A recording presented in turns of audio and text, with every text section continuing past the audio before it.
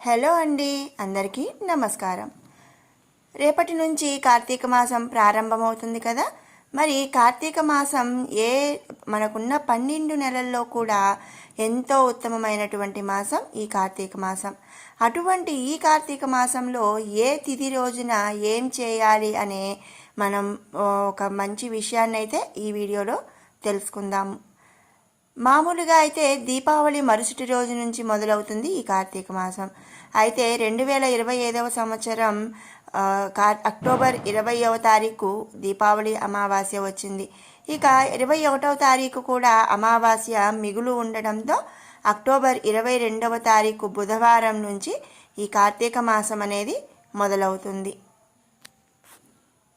అన్ని మాసాలలో కల్లా విశిష్టమైనది మొట్టమొదట వశిష్ఠ మహర్షి జనక మహారాజుకు చెప్పాడు అని చెప్పి పురాణోక్తి కూడా. నకార్తీక నమో మాస నశాస్త్రం నిగమాత్ పరం నారోగ్య సమముత్సాహం నదేవ కేశవాత్ పరః. అంటే కార్తీక మాసంలోని ప్రతిరోజు కూడా పుణ్యప్రదమే.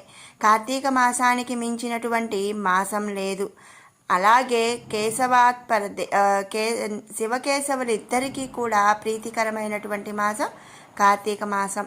ఒక్కో రోజుకు ఒక్కో రకమైనటువంటి విశిష్టత ఉంది. ఇక ఈ మాసంలో మరి ఏ తిథిలో ఏం చేయాలి అనేది ఇప్పుడు తెలుసుకుందాము. కార్తీక శుద్ధ పాడ్యమి. తెల్లవారుజామునే లేచి స్నానం చేసి గుడికి వెళ్ళాలి. అలాగే కార్తీక వ్రతాన్ని నిర్విఘ్నంగా చేసేటట్టుగా అనుగ్రహించమని ప్రార్థించి సంకల్పం చెప్పుకొని ఆకాశ దీపాన్ని సందర్శించుకోవాలి. ఇక కార్తీక శుద్ధ విద్య. సోదరి ఇంట ఆమె చేతి భోజనం చేసి కానుకలు ఇచ్చి రావాలి. ఇలాంటి వారికి యమగండం తప్పుతుంది అని చెప్పి మన పురాణాలు చెబుతున్నాయి. దీనినే యమ విధియ బాయి భోజ్ అని కూడా అంటారనమాట. ఇక తదియ రోజు అమ్మవారికి కుంకుమ పూజ చేయటం అనేది ఎంతో విశిష్టమైనటువంటి విషయం. ఇక శుద్ధ చవితి, నాగుల చవితి. ఈరోజు నాగుల చవితి అనమాట. ఈరోజు సుబ్రహ్మణ్యేశ్వరి స్వామిని పూజించాలి. అలాగే పుట్టలో పాలు పోయటం అనేది ఆనవాయితీగా వస్తుంది. ఇక పంచమి రోజు, దీన్ని జ్ఞాన పంచమి అని కూడా అంటారండి. ఈ రోజున సుబ్రహ్మణ్యేశ్వరుని పూజిస్తే జ్ఞాన వృద్ధి కలుగుతుంది అని చెప్పి చెప్తారు. దీనినే నాగపంచమి అని కూడా అంటారనమాట. తర్వాత షష్ఠి. ఈ రోజున బ్రహ్మచారికి ఎర్రగడుల కండువాను దానం చేస్తే సంతాన ప్రాప్తి కలుగుతుంది అని చెప్పి చెప్తారనమాట. ఇక సప్తమి. ఎర్రని వస్త్రంలో గోధుమలు పోసి దానం ఇస్తే ఆయువృద్ధి ప్రాప్తిస్తుంది అని చెప్తారు. ఇక కార్తీక శుద్ధ అష్టమి రోజున గోపూజ మంచి ఫలితాలను ఇస్తుంది. దీన్ని గోపాష్టమి అని కూడా అంటారండి. ఈ రోజున గోపూజ చేయటం లేదా గోవుకి దానం అంటే గడ్డి కానీ మనం ఏదో ఒకటి మనం ఆహారంగా ఇవ్వటం అనేది ఎంతో మంచి విషయం అన్నమాట. ఇక కార్తీక శుద్ధ నవమి రోజు, ఈ రోజు నుంచి అంటే నవమి నుంచి 3 రోజుల పాటు విష్ణు త్రిరాత్ర వ్రతాన్ని ఆచరించాలండి. అలాగే దశమి, రాత్రిపూట విష్ణు పూజ చేయటం అనేది ఎంతో మంచి విషయం. ఇక ఏకాదశి, దీన్నే బోధనైకాదశి అని చెప్పి అంటారండి. ఈ రోజున విష్ణు పూజ చేస్తే సద్గతులు కలుగుతాయి అని చెప్పి మన పురాణాలు చెబుతున్నాయి. ఇక కార్తీక శుద్ధ ద్వాదశి, ఈరోజు క్షీరాబ్ది ద్వాదశి అంటారు. ఈ రోజున విష్ణుమూర్తి మరి యోగ నిద్ర నుంచి మేల్కొంటాడు అని చెప్పి చెప్తారు. సాయంకాలం పూట ఉసిరి తులసి మొక్కల వద్ద విష్ణు పూజ చేసి దీపాలను వెలిగించాలి. దీంతో సర్వపాపహరణం అవుతుంది. ఎంత ఎక్కువ దీపాలను వీలైతే అంత ఎక్కువ దీపాలను ఈ కార్తీక శుద్ధ ద్వాదశి రోజు, క్షీరాబ్ది ద్వాదశి రోజు వెలిగించాలన్నమాట. దానితో పాటుగా క్షీరాబ్ది ద్వాదశి వ్రత కథని కూడా చదివినా లేదా విన్నా కూడా సర్వపాపహరణం అవుతుంది. ఇక కార్తీక శుద్ధ త్రయోదశి, సాలగ్రామ దానం చేస్తే కష్టాలనేవి దూరం అవుతాయి.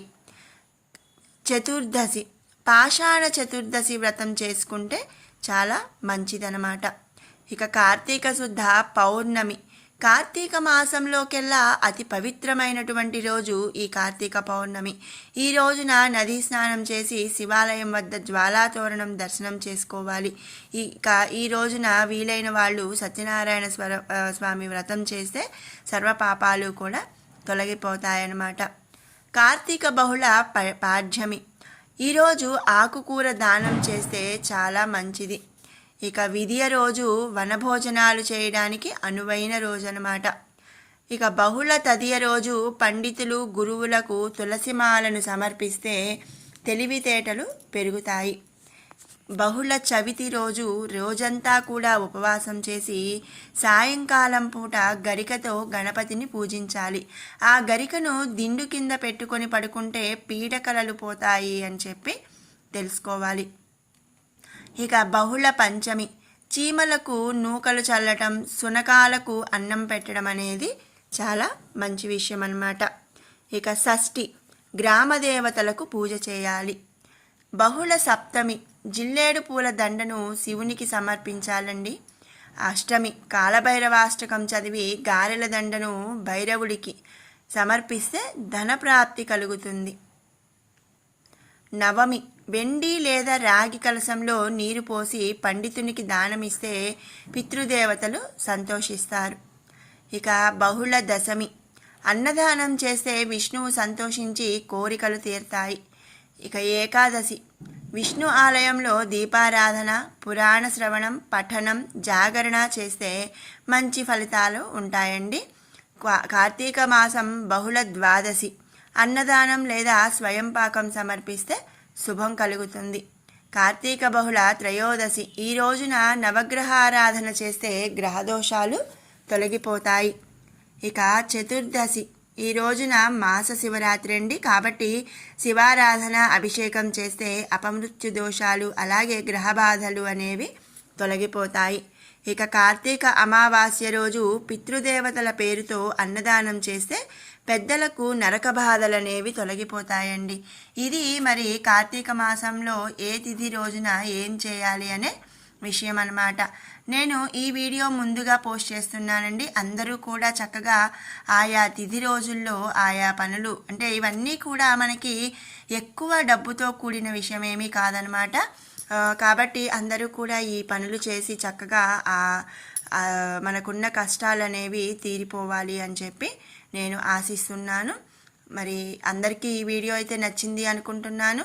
మీకు నచ్చినట్లయితే లైక్ చేయండి, షేర్ చేయండి. అలాగే మరిన్ని ఇలాంటి మంచి వీడియోస్ కోసం మన షడ్రుచులు బై కిరణ్ ఛానల్ని అయితే సబ్స్క్రైబ్ చేసుకోండి. మరొక మంచి వీడియోతో మళ్ళీ కలుసుకుందాం. Thanks for watching.